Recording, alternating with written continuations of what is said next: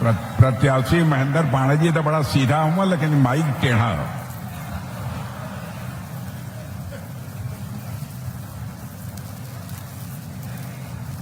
मेरे सम्मानित बुजुर्गों, बहनों, भाइयों, सबसे पहले मैं बाबा कीनाराम जी की इस धरती को शीश झुकाकर मैं प्रणाम करता हूं।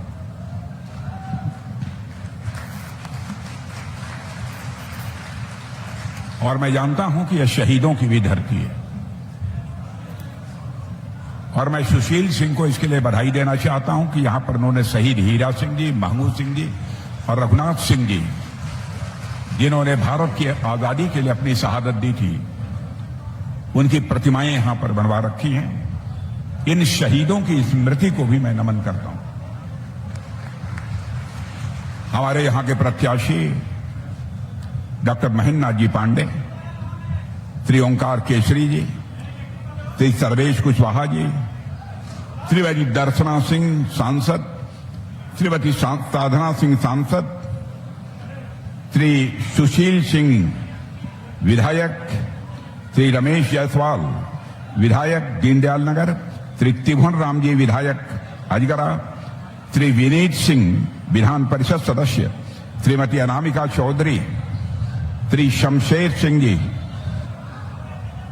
श्री राजकिशोर सिंह जी, श्री अनिल सिंह जी, श्री राणा प्रताप सिंह जी पूर्व जिलाध्यक्ष, श्री अभिमन्यु सिंह जी पूर्व जिलाध्यक्ष, श्री सुजीत जायसवाल, श्री अखिल पोद्दार जी, श्री जीतेंद्र पांडे, श्री सूर्यमणि तिवारी जी, श्री बबलू राजभर, श्री अरविंद कुमार जी बिंद, श्री अजय सिंह जी ब्लॉक प्रमुख, श्री संजय सिंह जी ब्लॉक प्रमुख, श्री अरुण जायसवाल ब्लॉक प्रमुख, श्री महेंद्र सिंह ब्लॉक प्रमुख, श्री अवधेश सिंह जी ब्लॉक प्रमुख, श्री अभिषेक सिंह ब्लॉक प्रमुख, सारे भारतीय जनता पार्टी के ब्लॉक प्रमुख हैं, श्री हरेंद्र राय पूर्व प्रत्याशी विधानसभा, श्री विशाल मध्येशिया, श्री नरेंद्र जी कुशवाहा, श्री हृदय तिवारी जी, श्री सुशील सिंह जी जनौली, श्री राजेश सिंह, श्री इंदल बाबा जी, श्री मृत्युंजय जी, श्री भगवती जी,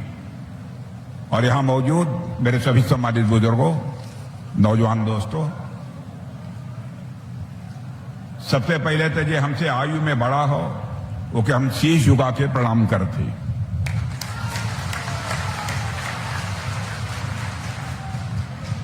ये हम उम्र है ओके नमस्कार, और ये हमसे उम्र में छोटा हो कि हम अपनी तरफ से आशीर्वाद देते।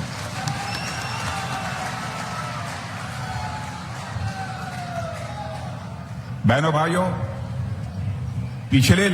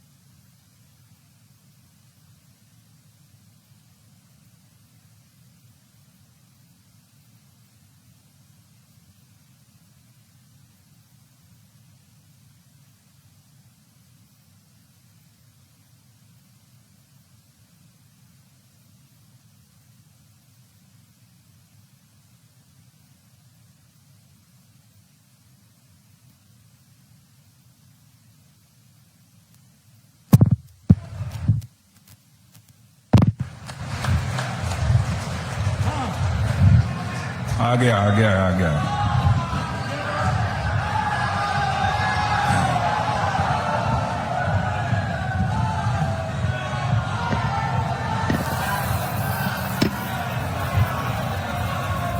वैसे हर बार मैं डॉक्टर महेंद्रनाथ जी पांडे के लिए आया,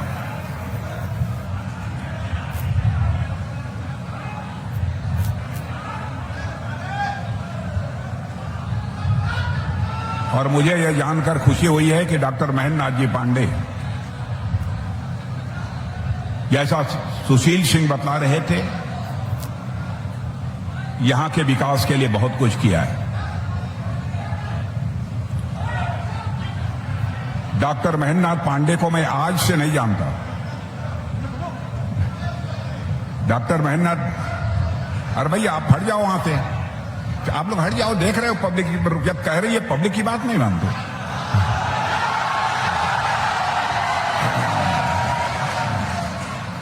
नहीं नहीं, देखिए ऐसा है कि वह उनकी ड्यूटी है, उनकी ड्यूटी है, इसलिए खड़े हैं। पुलिस के ऊपर सुरक्षा की जिम्मेदारी होती है, बहुत कठिन ड्यूटी होती है पुलिस की भी, इसलिए इस तरीके से नहीं करना चाहिए। मेरे बहनों भाइयों, डॉक्टर महेंद्रनाथ जी पांडे का जब भी चुनाव हुआ है, मैं आप सबके बीच आया। मैं जानता हूं कि मुझसे बेहतर आप डॉक्टर महेंद्रनाथ जी पांडे को जानते हैं। इनको यहां काम धाम करते हुए भी आपने देखा है, और अभी अभी सुशील सिंह जब भाषण कर रहे थे तो उन्होंने बतलाया कि डॉक्टर महेंद्रनाथ जी पांडे ने इस संसदीय निर्वाचन क्षेत्र के में कितना काम कराया। ईमानदारी की बात है कि मुझे भी विश्वास नहीं था कि पांडे जी ने अपने संसदीय निर्वाचन क्षेत्र में इतने विकास के कार्य कराए। अब आप ये कहेंगे कि आपको क्यों नहीं विश्वास था? क्योंकि जब मैं यहां का मुख्यमंत्री था, उस समय भी पांडे जी हमारे मंत्रिमंडल में थे। सीधे साधे जो काम इनके लिए तय कर दिया, केवल उस काम को पूरा करने में लगे रहने वाले एक ऐसे इंसान के रूप में डॉक्टर महेंद्रनाथ जी पांडे को देखा है।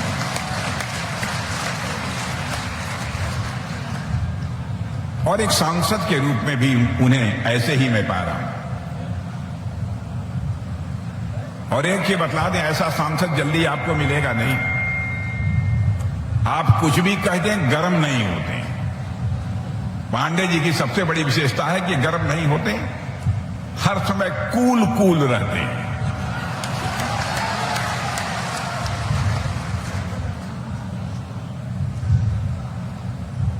हमसे कुछ लोग मिले थे, कह रहे थे भैया सब तो ठीक है, लेकिन पांडे जी का एक आदत बड़ा खराब बा। हम कल कौन आदत खराब है भाई? हम तो इतना दिन से जानत थे उनके अंदर, हमने खराबी तो कोनो नहीं दिखाई दे। कहे भैया शादी ब्याह होला तो सवेरे 4 बजे पहुंचे।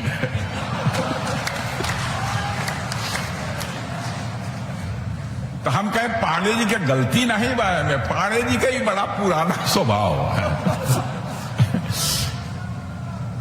लेकिन पहुंची है जरूर, रही है तब। मान ला कि कोनो सरकारी काम बा, मंत्रिमंडल का बैठक बा, इतना रह लेना। हम तो अपने संसदीय निर्वाचन क्षेत्र में 2 महीना में 1 दिन रहे। अब तो हम लोगों के लगत हुई कि हर समय इनके हाजिरी बजावे की चाहिए। देखा, ये भारत सरकार में मंत्री होकर लिए संभव नहीं है। क्या चाहत हुआ कि नहीं, एकदम बिल्कुल बुद्धू मंत्री बन के बैठी है, तो बात अलग का है। काम बहुत किया है। और एक चीज बता दें, निहायत सज्जन आदमी। मुझसे कोई यह कहने वाला नहीं मिला कि मैं पांडे जी के यहां गया था और पांडे जी ने हमारे प्रति नाराजगी व्यक्त की, हमको डांट कर उन्होंने निकाल दिया। मैं ऐसे ऐसे सांसदों को जानता हूं बहनों भाइयों, जो भी उनके क्षेत्र का कोई व्यक्ति टेढ़ा बोलता है तो सीधे बोल देते हैं गेट आउट। लेकिन पांडे जी का ऐसा स्वभाव नहीं है। विनम्रता शालीनता की पराकाष्ठा है, और व्यक्ति को बड़े पद पर रहने के बावजूद उसके अंदर विनम्रता और शालीनता यदि रहती है बहनों भाइयों, क्या मानना चाहिए कि उसके ऊपर परमात्मा की कृपा है। और मैं जानता हूं एक बार पूजा पर बैठ जाएंगे तो घंटी बजाते रहेंगे घंटे, चाहे बादल फाट पड़े, पांडे जी उठने वाले नहीं है। तो हूं चल जावा दरवाजे पर, जब तक पूजा न खत्म हुई इनकर घंटी बजते रहे। तो इनका स्वभाव है, ऐसा सीधा आदमी उसे कोई नाराज हो कह दे कि हम वोट न दे, भाई तो हमारे समझ के परे है। यही से हम पांडे जी के लिए दिए। देखा इस संयोग का बात है कि हम लगभग पौने 2 महीना से लगातार तमिलनाडु से चलकर केरल उरल होते हुए उड़ीसा सब करते हुए, नॉर्थ ईस्ट करते हुए आज अंतिम सभा करने के लिए आप सबके सामने मौजूद हूं। अपने घर में मौजूद हूं, अपने परिवार के लोगों के बीच मौजूद हूं।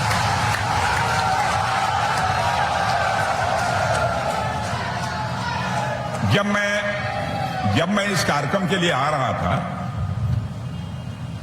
तो हमारे साथ हमारे सहयोगी से मैंने पूछा, बताओ हमारी कितनी मीटिंग हो गई? तो उन्होंने कहा साहब 100 पूरी हो गई है। जिस धानापुर की मीटिंग में जा रहे हैं वो 101वीं है।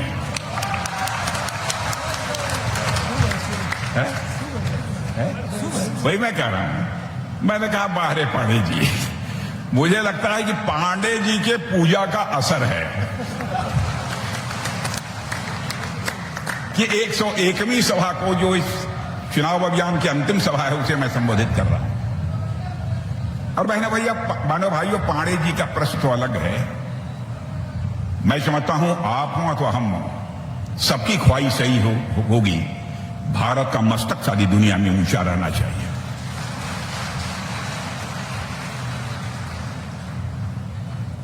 अंतर्राष्ट्रीय जगत में भारत का कद बढ़ा है मेरे बहनों भाइयों। 25 वर्षों से दुनिया के दूसरे देशों में अंतर्राष्ट्रीय मंचों पर, कई अंतर्राष्ट्रीय मंचों पर मैं अपने विचार व्यक्त कर चुका हूं। संयुक्त राष्ट्र संघ में भी मुझे बोलने का अवसर प्राप्त हुआ। पहले मैं ये देखता था, भारत का कोई प्रतिनिधि बोलता था तो दुनिया के अन्य देशों के बहुत सारे प्रतिनिधि चाय पीने के लिए बाहर चले जाते थे। धारणा यह थी भारत के बारे में, भारत एक कमजोर भारत है, भारत एक गरीबों का भारत है। लेकिन आज आपको जानकर खुशी होगी, आज अंतर्राष्ट्रीय मंचों पर भारत कुछ बोलता है। बहनों भाइयों, चीन हो अथवा अमेरिका हो, उसके साथ सारी दुनिया भारत की बातों को कान खोलकर सुनती है कि भारत बोल क्या रहा है। यह दुनिया में भारत की हैसियत रही है।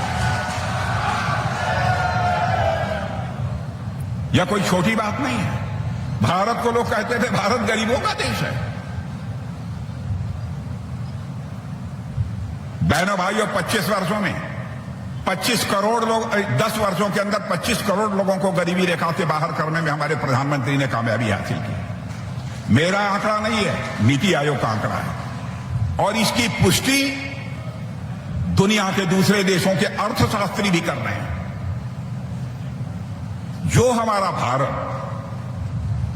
आज के 10 वर्षों पहले धन दौलत के मामले में दुनिया के देशों में 11वें स्थान पर खड़ा था, बहनों भाइयों आपको जानकर खुशी होगी, 8 वर्षों के अंदर ही हमारा भारत जो धन दौलत के मामले में दुनिया के देशों में 11वें स्थान पर आता था, 140 करोड़ की जनसंख्या होने के बावजूद आज वो हमारा भारत 11वें स्थान से जंप लेकर 5वें स्थान पर पहुंच गया है। सारी दुनिया की फाइनेंशियल फर्म्स, सारी दुनिया की जो हमारी अंतर्राष्ट्रीय संस्थाएं हैं, अब वो कह रही हैं कि दुनिया में सर्वाधिक तेजी से आगे बढ़ने वाली अर्थव्यवस्था किसी देश की है तो हमारे आपके देश इस भारत की है। और लोगों का मानना है कि भारत यदि ऐसे ही आगे बढ़ता रहा, आज के 2.5-3 साल के बाद मैं बहनों भाइयों फिर से मैं मिलूंगा, क्योंकि मैं आज तक जिंदगी में झूठ बोलकर कभी राजनीति नहीं की है। फिर मिलूंगा और मैं आपको बता दूंगा 2027 में आपका हमारा यह भारत धन दौलत के मामले में दुनिया के देशों में तीसरे स्थान पर आकर खड़ा हो जाए। 2047 तक भारत को विकसित भारत बनाने का संकल्प है हमारे प्रधानमंत्री का। कुछ अर्थशास्त्रियों से मैं बात कर रहा था, कि यदि दुनिया की सबसे तेजी से आगे बढ़ने वाली अर्थव्यवस्था जी हमारे भारत की हो गई है, यह बताओ अमेरिका चाइना से भी धनवान भारत हमारा कब हो जाएगा? उन्होंने कहा साहब जिस तरीके से आप लोग भूत की तरह काम कर रहे हैं, ऐसे ही काम करते रहे, ऐसे ही यदि सरकार चलती रही तो मानकर चलिए वो तो बहुत और कुछ 2047 से थोड़ा सा आगे गए थे, लेकिन उनका कहना था ज्यादा से ज्यादा होगा तो 2060 नहीं तो 2065 2070 तक दुनिया का सबसे धनवान देश यदि कोई होगा तो भारत होगा। यह भारत की ताकत है, यह कोई छोटी मोटी ताकत नहीं है। कोरोना का संकट था, सारा विश्व कोरोना से प्रभावित था। यहां पर कोरोना का जो टीका आपको लगा है, वैक्सीन, भारत में नहीं बनती थी। 140 करोड़ की जनसंख्या भारत की है, कोरोना का टीका नहीं बनता था। प्रधानमंत्री ने चटपट रात को वैज्ञानिकों के साथ बैठक की और बहनों भाइयों वैज्ञानिकों की पीठ थपथपाई और कहा मेरे बहादुर वैज्ञानिकों जितना पैसा लगेगा मैं लगाने के लिए तैयार हूं, जल्दी से जल्दी कोरोना का वैक्सीन तैयार करो, यानी टीका तैयार करो। बहनों भाइयों हमारे वैज्ञानिकों ने कमाल कर लिया। हौसला अफजाई करने का क्या असर होता है देखा जा सकता है। आपको आश्चर्य होगा कि हमारे वैज्ञानिकों ने इतनी वैक्सीन तैयार की, इतना टीका तैयार किया। भारत दुनिया का अकेला देश है यहां के 140 करोड़ लोगों को कम से कम कोरोना का 2 टीका जरूर लगा होगा, नहीं तो कुछ लोगों को 3 टीका लगा। आप जिस अमेरिका को धनवान देश मानते हैं, वहां सभी जनसंख्या जितनी भी है सबको 2 टीका 3 टीका नहीं लगा है। हमारी जनसंख्या तो 140 करोड़ की है, उनकी तो 30-32 करोड़ की है। उनके यहां नहीं लग पाया, हमारे यहां लगा है। और इतना ही नहीं किया, मेरे बहनों भाइयों, दुनिया के 100 से अधिक देशों को हम लोगों ने कोरोना का वैक्सीन मुहैया कराया। क्या था भारत, अब क्या हो गया है भारत, इसकी आप कल्पना नहीं कर सकते। पहले देखा होगा कांग्रेस की हुकूमत थी, आए दिन आतंकवादी घटनाएं हुआ करती थी। अब मैं कह सकता हूं कि देश की किसी भी राज्य में कोई आतंकवादी घटना नहीं होती है। ज्यादा से ज्यादा कश्मीर में महीने में 1.5 महीने में एक छोटी मोटी कोई आतंकवादी की घटना हो जाती है। क्यों ऐसा है?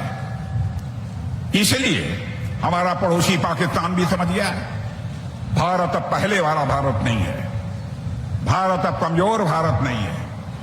भारत की एक ताकत बन गई है, भारत की हैसियत बन गई है कि हमसे कोई छेड़ेगा तो भारत सीमा के इस पार भी मार सकता है, जरूरत पड़ी तो सीमा के उस पार भी जाकर भारत मार सकता है।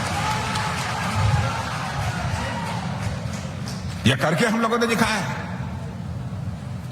तो गोले, बम, बारूद, फाइटर प्लेन, सब कुछ हम दुनिया के दूसरे देशों से मंगाते थे। बहनों भाइयों, यहां पर रक्षा मंत्री के रूप में बैठा हूं।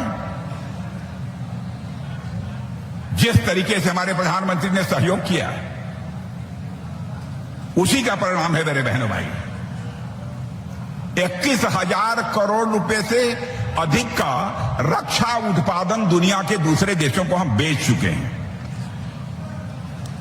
21,000। जानते हैं 2014 के पहले कांग्रेस की सरकार थी, 600 करोड़ रुपए का होता था नट बोल्ट।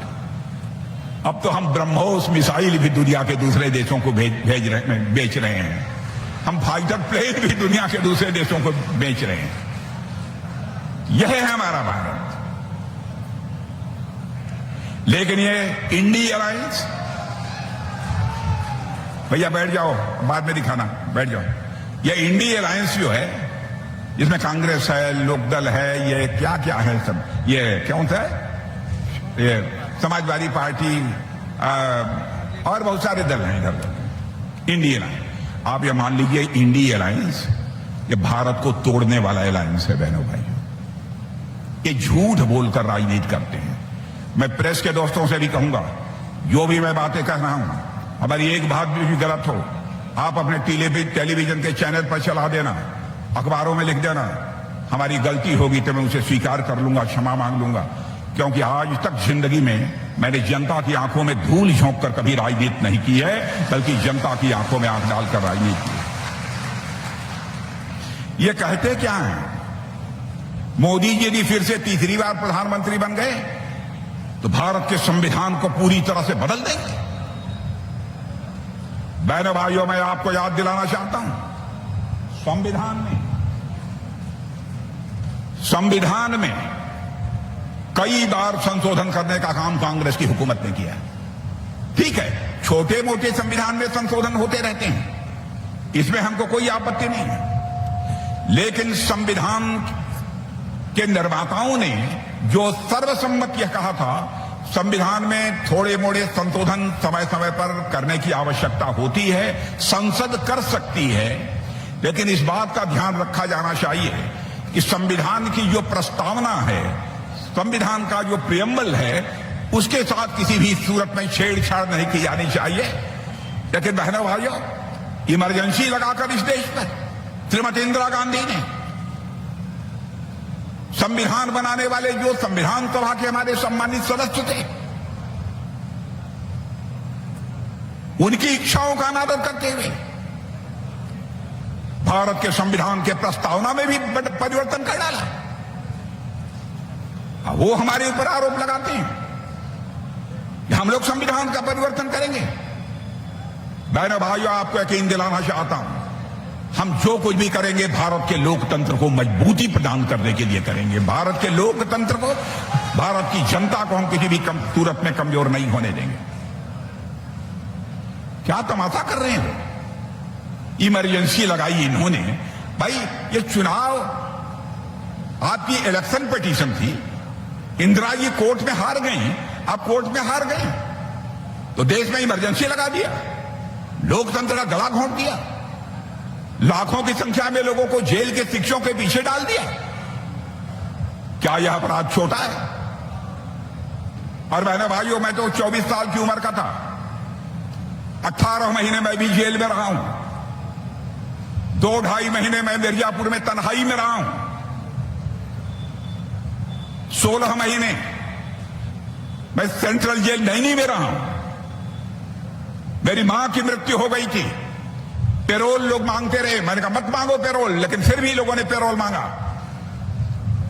इस कांग्रेस की सरकार ने अंतिम संस्कार में शामिल होने के लिए भी पेरोल नहीं दिया, और वह इस देश पर तानाशाही थोपने की बात करते हैं, झूठ बोलते हैं। बहनों भाइयों, इस प्रकार का झूठ बोलने वाले लोगों को सबक सिखाया जाना चाहिए। मैं चंदौली की जनता से कहने आया,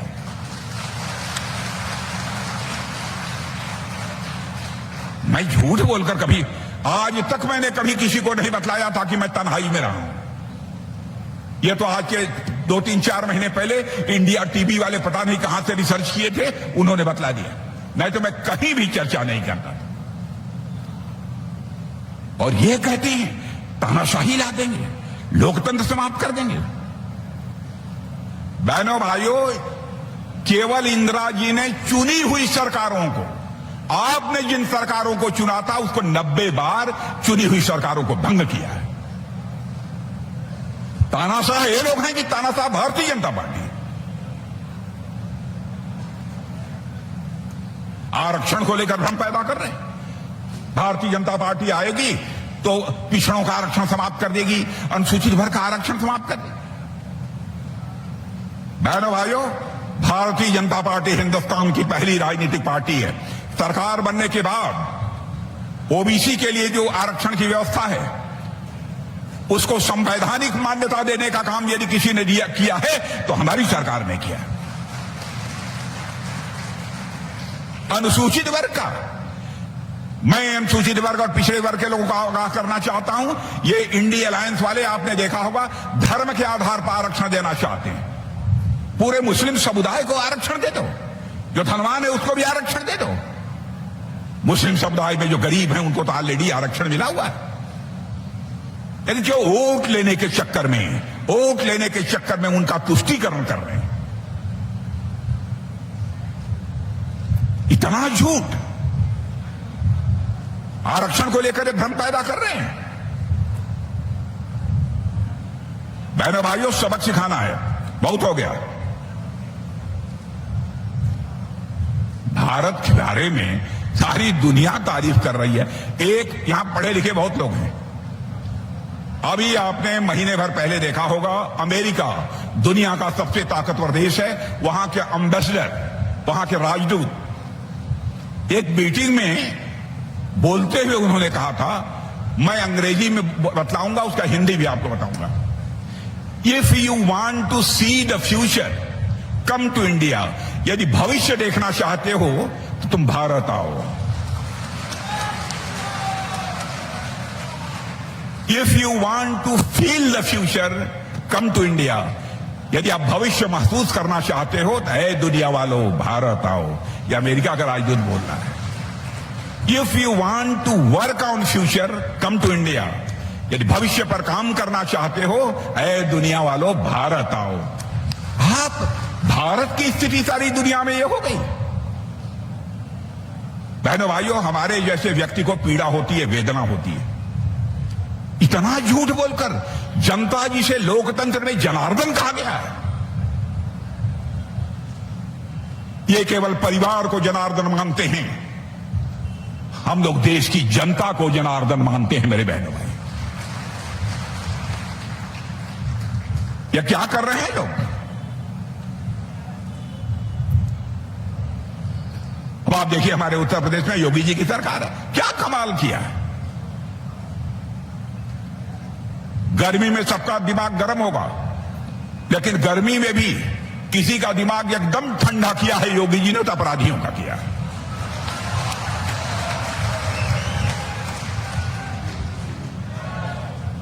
शिमला की तरह ठंड, शिमला में जितनी ठंड है उससे भी ज्यादा ठंडा कर दिया।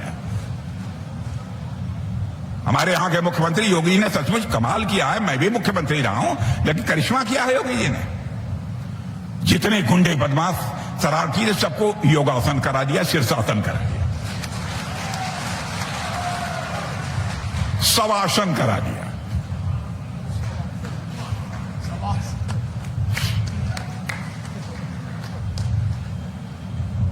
कमाल का काम किया है। अच्छा ये बताओ, वजह तो उनके मुफ्त राशन रोशन मिला था कि नहीं? सब लोग हाथ उठाओ ईमानदारी से देखे कि मिला था। बताओ ओकरे बाद भी हमें इतना चिल्लाए के पड़त था। 5-5 किलो मुफ्त राशन आज से नहीं तो उनके 3 साल से मिला था। 3 साल होगा ना तुझे, 4 साल से मिला था। बताओ, और सुन ला, अगले 5 साल तक मिली। ये मोदी जी कह दे हुआ, हम तो वचन देके जाते हैं कि मिली। और हम वचन इसलिए देते ही, घोषणा पत्र जो तैयार भय रहे, मोदी जी होकर जिम्मेदारी हमें की दिले रहना, तो ही अध्यक्ष रहा, तो ही बनावा। वो कहला भाई 5 साल के बढ़ाए दा, 5 साल आगे सबके मिली।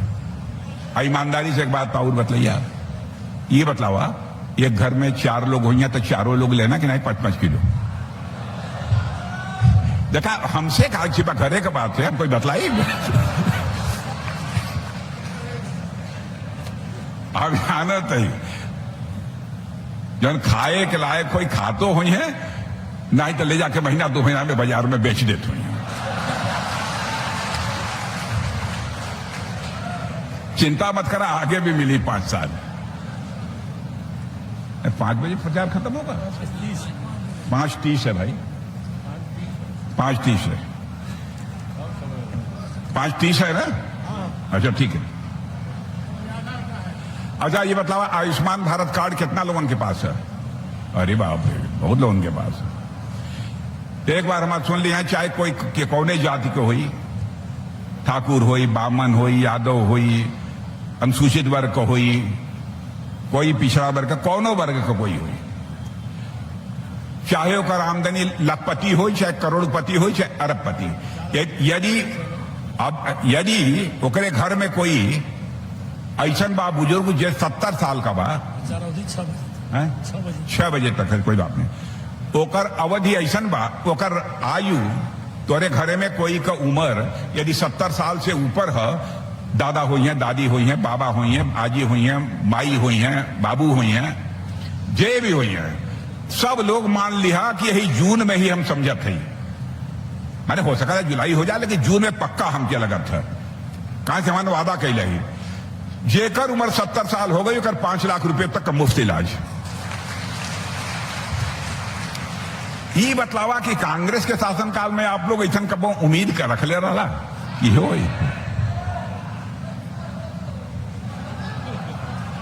औरत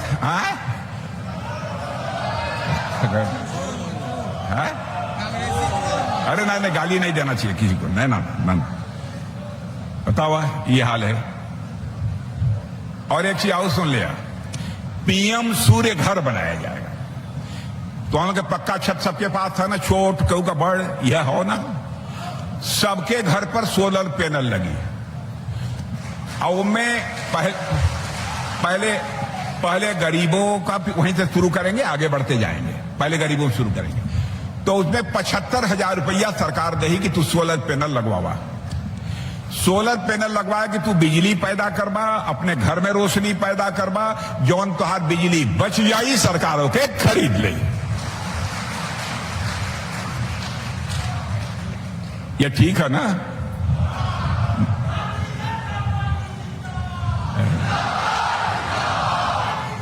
और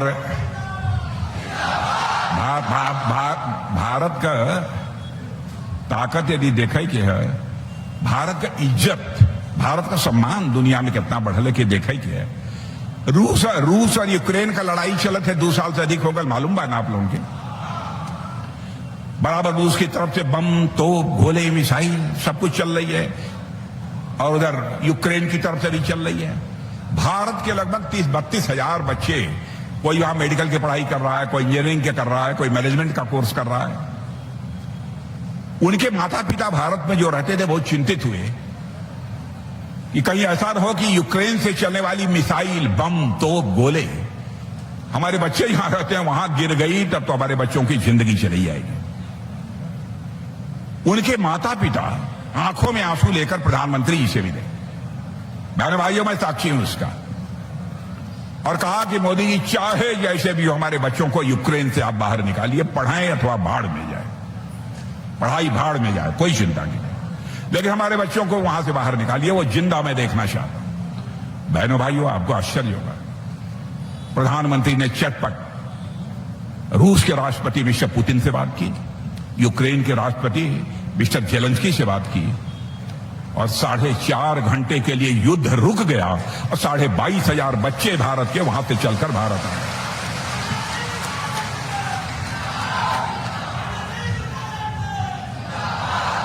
यह हैसियत है भारत की। घर जइया जाता, घर में घरवाली पूछ सके लेकिन तो इतना देरी तक का करता ला बाहर, तो जाके घरवाली के, हाँ माताएं बहनें कुछ हैं यहां पर बैठी हैं, कुछ बैठी हैं, ज्यादा नहीं है, जाके बतला दिया तू काहे की चिंता करते हो, हम राजनीति करीला, लेकिन अगले 5 साल में मोदी जी ऐसा कानून बनाए दिले हुए कि संसद में जितना संसद सदस्य बैठी हैं उनमें से 33%, 1/3 महिला लोग रही हैं। विधानसभा में भी 1/3 लोग महिला लोग रही हैं। तो मैं समझता हूं घर वाली यदि नाराज भी हुई हैं तो एक बार मिठाई पानी या कुछ गुड़ पानी लिया तो उनके दे दिए। ये हाल है भारत का। अब तो ये धरती के बाद तो छोड़ा, हमारे वैज्ञानिक चंद्रमा पर भी पहुंच गए हैं। चंद्रमा बच्चों को दिखाते ना, ये चंदा मामा दूर के, कौन कविता हो, पूड़ी पकाए, चंदा मामा दूर के पूड़ी पकाए गुड़ की। अब जानो तो चंद्रमा तक हमारे पहुंच गए लोग, चंद्रमा के दक्षिणी ध्रुव पर, साउथ पोल पर हमारे वैज्ञानिक पहुंच गए। सूर्य की तरफ भी प्रस्थान कर रहे हैं, मंगल की तरफ पहुंच चुके हैं। यह भारत की ताकत है मेरे बहनों भाइयों।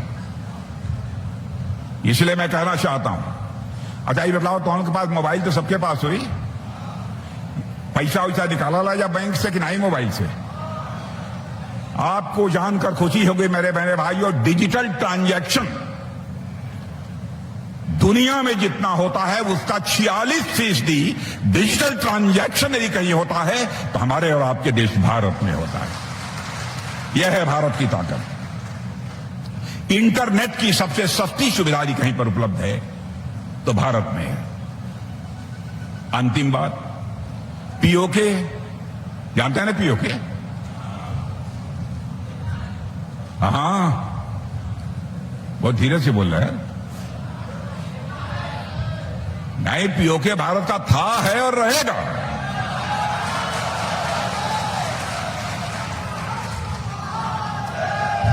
लोग कहते हैं कि आक्रमण करके लेने की जरूरत है। 3 साल पहले ही मैंने आर्मी के जवानों को, अधिकारियों को संबोधित करते हुए कह दिया था।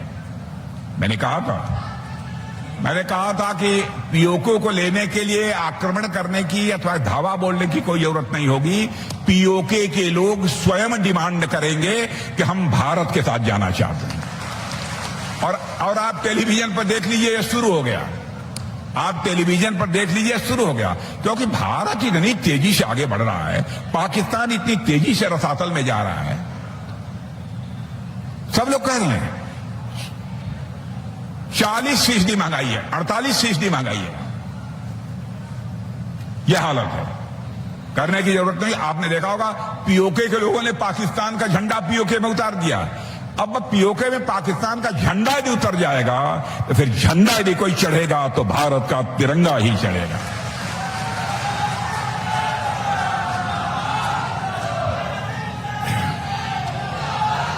चलो अब चलिए, अब अंतिम सभा रहे। पांडे जी वो बताइए, बहुत सौभाग्यशाली हूं कि 101वीं सभा हम गई है पड़े। नंबर की दृष्टि से भी मुझे लगा कि पांडे जी के पास कौन मंत्र है कि बड़े बड़े लोगों का दिमाग फेर देना, उसी हिसाब से चुनाव भी तय होला। तो देखा बहुत मुझे मालूम है कुछ इधर के लिए कहीं पर कोई बात हो तो मैं आप घर का हूं, आपसे मैं निवेदन कर रहा हूं कि बिल्कुल मत सुनिए। देश का प्रश्न है, देश का प्रश्न है। किसी परिवार को बनाने का प्रश्न नहीं है, देश को बनाने का प्रश्न है। मत देखिए, पांडे जी का चुनाव चिन्ह कमल का फूल है। कमल के फूल का बटन दबाइए और मोदी जी को तीसरी बार भारत का प्रधानमंत्री बनाइए। बोलिए भारत माता की जय। एक बार सभी बुजुर्गों को प्रणाम, हबुगर लोगों को नमस्कार, छोटों को आशीर्वाद।